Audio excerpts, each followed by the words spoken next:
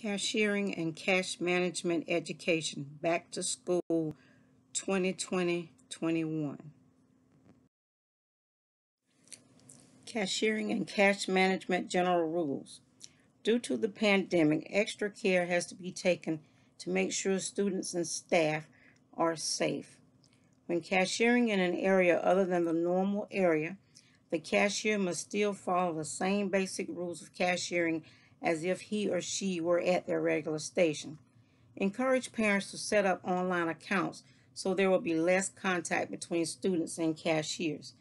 School nutrition staff will handle items passed to patrons to avoid lots of contact from others due to COVID-19 safety measures.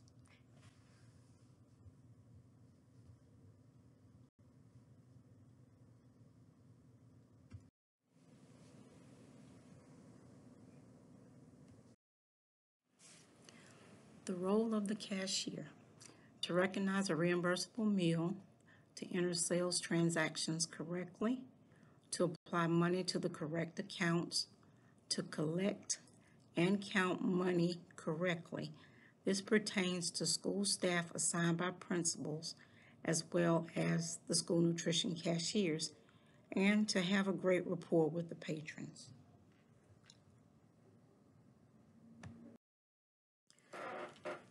Role of cashier: recognize reimbursable tray continued. Example of reimbursable breakfast meal: bagged breakfast will include juice or fruit, a grain item, and a milk. An example of a reimbursable lunch meal: bagged lunch meal will include entree, which will be a grain and a meat, a half cup fruit, half cup vegetable, and a milk. Reimbursable meals training is offered more in depth in the Safe School trainings.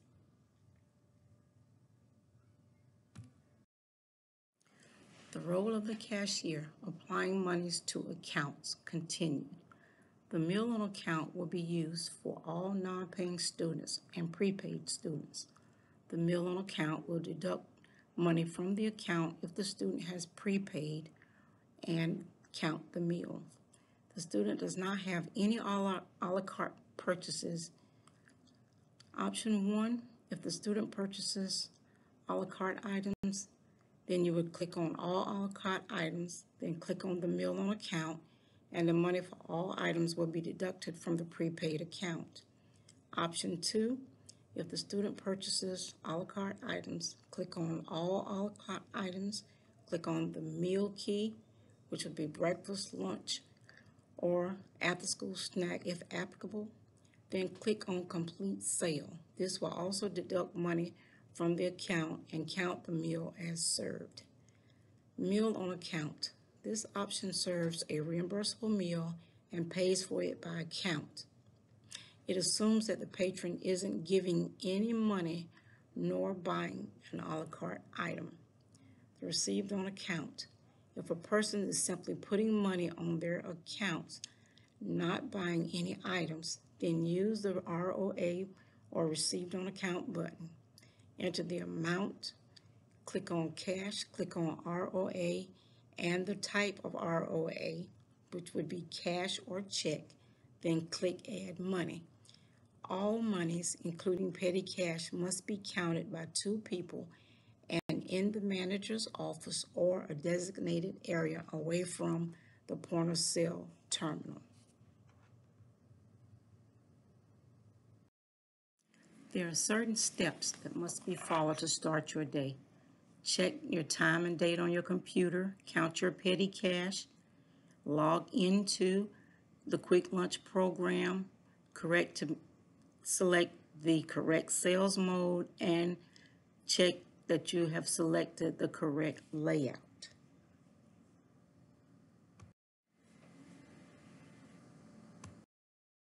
There are 3 ways meal service is offered: kiosk, delivery to classroom, and from the serving line.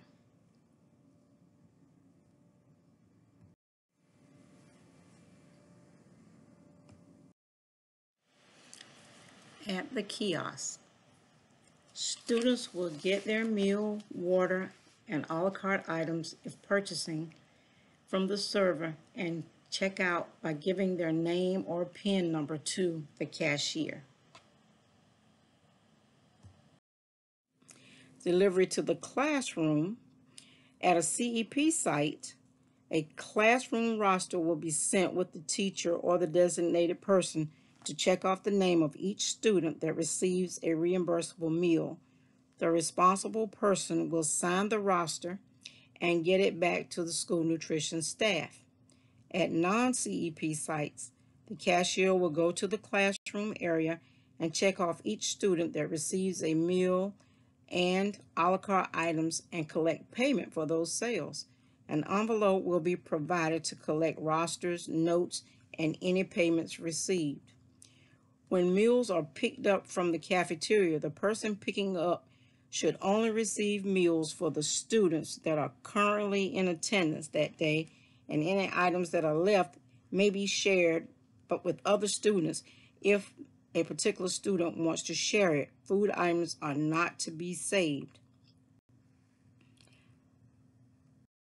The serving line method.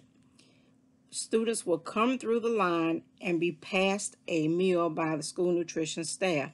They will proceed to the cashier and give their name or PIN number and payment if necessary for them, and then they will proceed to the designated area to consume their meal.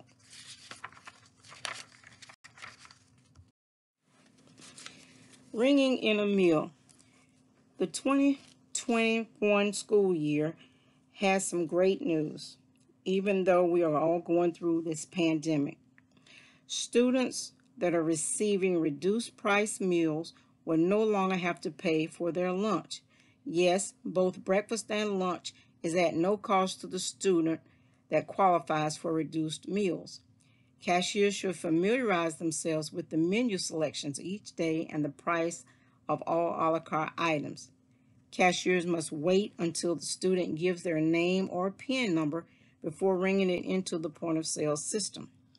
Cashiers should assess trays to make sure students have all components for a reimbursable meal. The Meal on Account button can be clicked at non-CEP sites only. Students may be rung into the system by using the classroom feature, and if a student does not know their PIN, the cashier is to click the All Schools button, type in the student's name, then click Search and proceed to complete the sale. If a search does not locate the student, then the cashier will enter them as a no ID sale by clicking that button, typing in the student's name, selecting the correct status, and completing the transaction. Cashiers must pay close attention to all messages that come up on their computer screens, especially dietary messages. Hinge top trays will all need to be opened so the cashier will enter the patron's sale correctly and to make sure students have a reimbursable meal. Meals in the classroom. Use a roster for breakfast and a roster for lunch and submit it to the manager at the end of the month, and he or she will attach it to their daily paperwork at the end of each month. When meals are picked up at breakfast and lunch, they should be picked up only for the students that are currently in the classroom receiving the meal. When you check off the roster, you are now the point of service and verifying that only the child who is actually there is receiving a meal.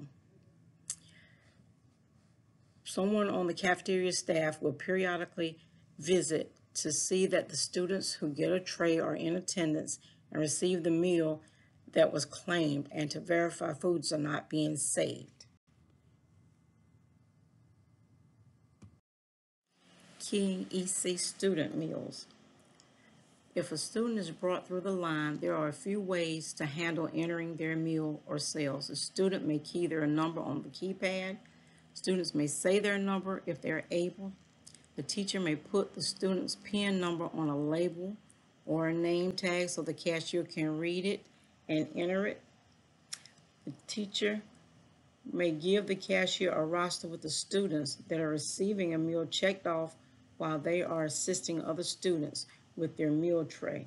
or a teacher may identify the student if nonverbal, and the cashier keys in the number for the student. Procedures for collecting charges. Cashiers should give out charge notifications as the student charges. At the end of each day, the manager should get the carbon copy of the charge slip.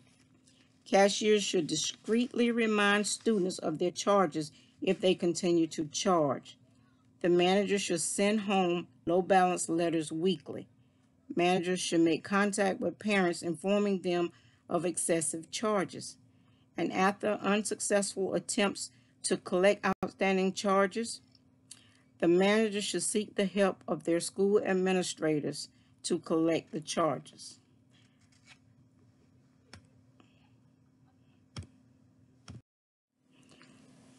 Proper procedure for counting, verifying, and depositing money daily. Money should never be counted alone. Cashier will take the cash drawers to the manager's office or other designated area, and they both will count and record the drawer. If they have multiple terminals, each drawer must be counted separately and verified before pulling the entire deposit together to take to the bookkeeper. Schools with multiple terminals, one cashier will count the other cashier's drawer and call out the denominations while the cashier writes it on the countdown form. Remember, monies should never be counted by one person alone. Cashiering tips revisited. School nutrition staff should be courteous to all patrons. A tray may never be taken away from a student.